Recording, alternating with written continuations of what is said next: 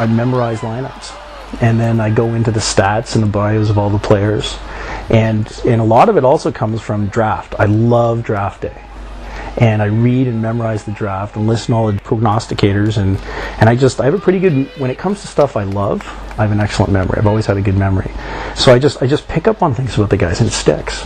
And you got to be weird enough to just love that part of hockey, other than just the game, to have that kind of stuff memorized.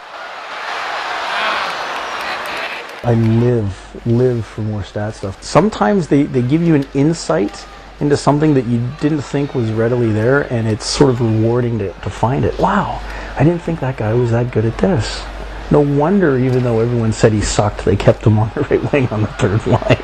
He had a purpose, even though he coughed the puck up all the time. Stuff like that, it's, I don't know, fascinating to me. I have a pet peeve about the fan base in this city in terms of how they handle themselves, carry themselves, and react at the hockey games.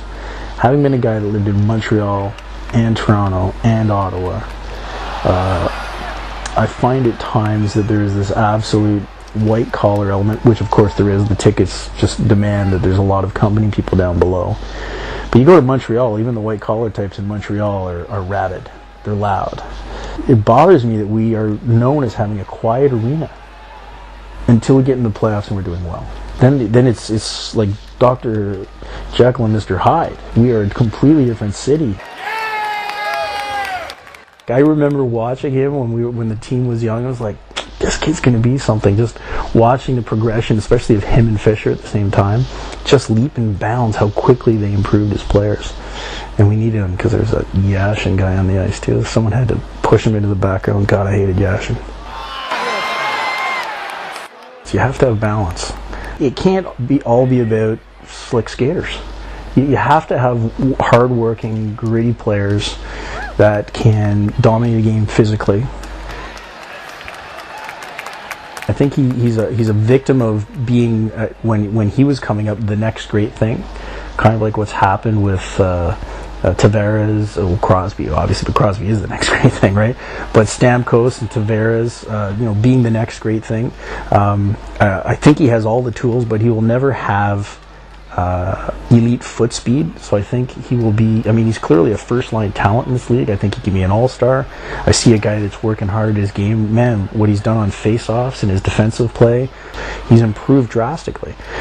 But when it comes to crossing that barrier from good to great, he has limitations in his game, mostly to do with foot speed, and he has such great creativity, but when he tries to push it too far because he can't skate his way out of trouble, he does these turnovers. And I think those two issues will make it so that he'll be a very good, maybe at times great player, but people just expect more from Jason Spezza. His name's there. He should be Crosby, he should be Tavares, he should be Stamkos, and he tantalizes, but too often takes a step back.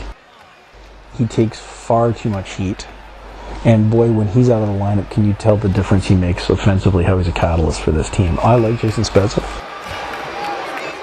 As for the team itself right now, it's going to be a long year. It really was a wait and see. What are we going to have here? It's been a couple of games where we saw where it's going to be some nights that suck, but like last game, there's going to be some nights where we could win, and they bring a lot of energy, and they're playing structured hockey, but fast hockey, puck possession hockey. It's not just dump and chase like Klustenham doing. So it'll be entertaining, but it's going to be a long year. But I'm going to love watching the development of the young guys.